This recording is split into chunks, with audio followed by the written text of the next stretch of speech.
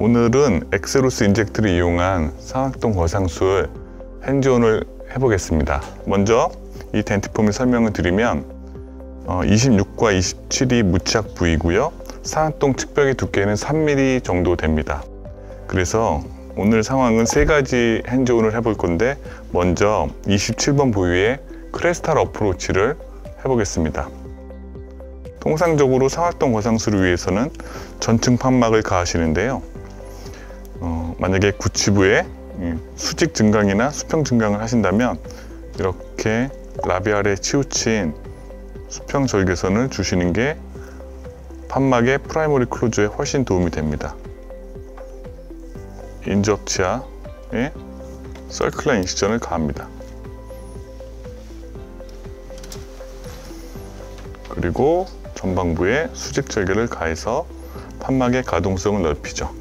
그리고 5번 페리오돈탈 라이프를 이용해서 골막을 더 확실하게 절개를 해주십니다. 특히 이렇게 5번 디스탈 같이 기존의 블레이드로 접근이 어려운 곳에는 이런 5번 페리오돈탈 라이프가 훨씬 효과적인 판막 거상을 하실 수가 있고요.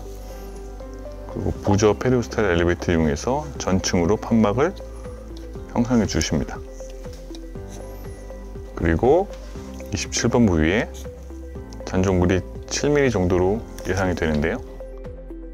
우리가 많이 가지고 있는 크레스탈용 드릴을 이용해서 골 삭제를 해보겠습니다.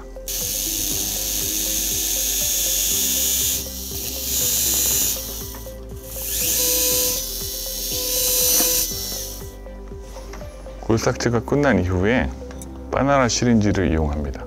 원래 이 제품의 이름은 다른 이름이었는데요. 제가 애칭으로 부르는 바나나 시린지라는 이름이 정식 명칭으로 되었다는 그런 일화가 있습니다. 바나나 시린지에 셀라인을 빨아들인 이후에 이 드릴링한 부위에 살짝 물을 넣습니다. 그리고 이거를 지켜보는 거죠. 조명에 미러로 비춰봤을 때 셀라인이 드릴링 사이트에 고여 있으면 반짝반짝하게 고여 있고 물이 빠져나가지 않았으면 상악동 점막이 천공되지 않았다는 신호입니다. 만약에 천공이 되었다면 셀라인이 빠져나가서 내부가 비쳐 보이지 않을 겁니다. 이렇게 놔두시고 천공이 안 된 걸 확인하신 이후에는 엑스로스 인젝트를 준비를 합니다. 이렇게 두 개를 준비를 하죠. 왼쪽에 들고 있는 게 합성골인 오늘의 실습 대상인 엑스로스 인젝트, 그리고 오른쪽이 바나나 시린지인데요. 이 뒤를 이렇게 뺍니다. 빼고 이걸 옮겨 담는데 여기서 많이 실수를 하시는데요. 이 두 개를 밀착을 시키셔야 돼요. 이 인젝트는 0.45, 0.75, 1.5g이 있는데 제일 많이 쓰이는 사이즈는 0.75g입니다. 그 다음에 0.45g. 이렇게 옮겨 담으시고 이렇게 깔끔하게 옮겨 담죠. 그리고 이렇게 밀어 넣으시고요. 준비 상태가 된 겁니다. 그리고 나서 이렇게 바나나처럼 되어 있기 때문에 환자의 구개 측에 점막이나 볼살에 걸리지 않게 피해서 접근이 가능합니다. 상악 7번에 접근하기도 좋죠. 여기서 천천히 주입을 합니다. 일단 반 정도만 넣겠습니다.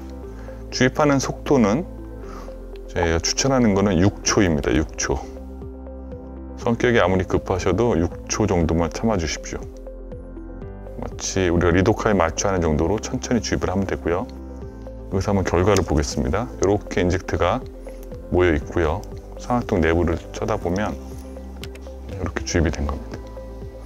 그리고 나서 인젝트의 단 하나의 단점은 고리식재가 흡수가 되는 겁니다. 왜냐하면 베타 TCP로 100%로 이루어져 있기 때문에 그럴 때 이렇게 블록 형태의 고리식재를 쓰는 게 좋습니다. 이종골에 콜라겐이 함유된 거죠. 저희가 쓰고 있는 거는 인터오스 콜라겐이라는 제품을 쓰고 있는데요. 이 제품을 수화를 시킵니다. 이런 블럭 형태의 고리식재를 파우더 타입에 비해서 조작성이 좋죠.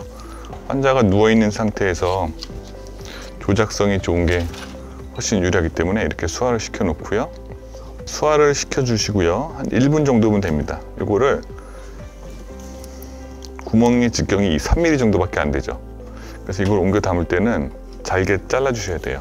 그래서 저는 이제 블레이드 칼 등을 이용해서 잘라 주십니다. 이렇게 잘게直径 3mm 정도로 잘라 주십니다. 이걸 옮겨 담죠. 이렇게 옮겨 담고 핀셋이나 또는 본 패커인데요. 본 패커를 이용해서 여기다 충전을 합니다. 이렇게 쉽게 넣을 수가 있죠. 이때는 사각동 점막이 엑스로스 인젝트에 의해서 이미 거상이 됐기 때문에 빠르게 넣으셔도 상악동 점막이 성공되지 않습니다. 그리고 여기 상태에서 이제 상악동 거상술이 끝났고 초기 고정을 얻을 수 있다면 이 상태에서 임플란트 식립을 하시면 되죠. 그다음에 두 번째 상황은 레터럴 어프로치를 보여드릴게요. 보통 레터럴 어프로치라고 하면은 레터럴 윈도우를 생각을 하시는데 레터럴 어프로치와 레터럴 윈도우는 동의어가 아니라는 걸 설명을 드리고 싶어요. 두 번째 수술은 엑세로스 인젝트를 이용한 레터럴 어프로치입니다. 26번의 측벽에 레터럴 어프로치를 할 겁니다. 그래서 똑같은 크레스탈용 드릴인데 측벽의 두께에 맞게 3mm 스타퍼를 장착을 했고요. 크레스탈 어프로치가 아니고 레터럴 어프로치를 할 겁니다. 그래서 측벽에 구멍을 뚫게 되겠죠.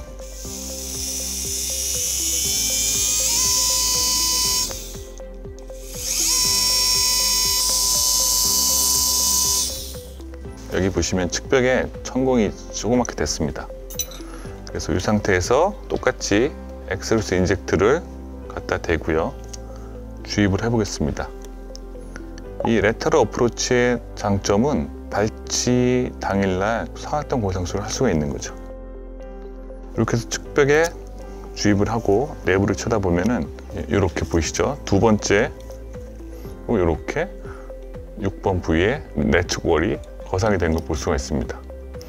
이 측벽 레터럴 어프로치 인젝션으로 미디알 월까지 거상을 하려면 정말 많은 양의 인젝트를 넣어야 되기 때문에 비용 대비 재료비에 비해서 거상하는 위치가 임플란트 식립 위치에서 측벽이 위치가 떨어져 있기 때문에 이 측방 주입 방법은 재료비가 많이 들죠. 그래서 이 상태에서 다시 한번 크레스타 쪽에 추가로 드릴링을 해주시는 것을 추천합니다.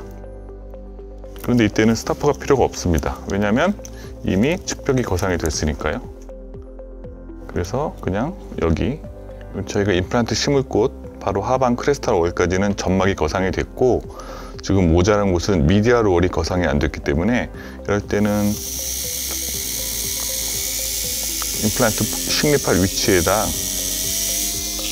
드릴링을 추가로 가합니다.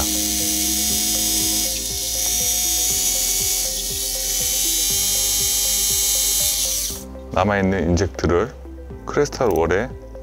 크레스탈에다 대고 맞아 주입을 하면은 이번에는 임플란트 식립 위치 그리고 미디알 월까지 거상이 되는 거죠. 6번에 거상이 임플란트 주위가 거상이 됐죠. 그리고 CT나 파노라마 촬영을 하시고요. 6번에도 이제 추가적으로 콜라겐 본을 넣습니다. 그때는 아까처럼 그 스푼하고 본 패크를 이용해서 간단히 으깨서 다져 놓고요. 반대편에 있는 절구 공이 같이 생긴 걸로 사용을 하시면 사이너스나 발치와에서 본 그래프트를 할 때 훨씬 편하게 쓸 수 있어요. 자, 이렇게 측방 거상술 레터럴 어프로치의 단점은 크레스탈에 비해서 많은 재료가 들어간다는 단점이 있죠. 그런데 왜 제가 라테럴 어프로치를 먼저 하고 뒤에 이어서 크레스탈 어프로치 하는 방법을 보여드렸냐면 장점이 있어요. 이 상황에서 라테럴 어프로치에 다시 한번 해보겠습니다. 자, 먼저 27번 쪽에 의도적으로 천공을 일으켜 볼게요.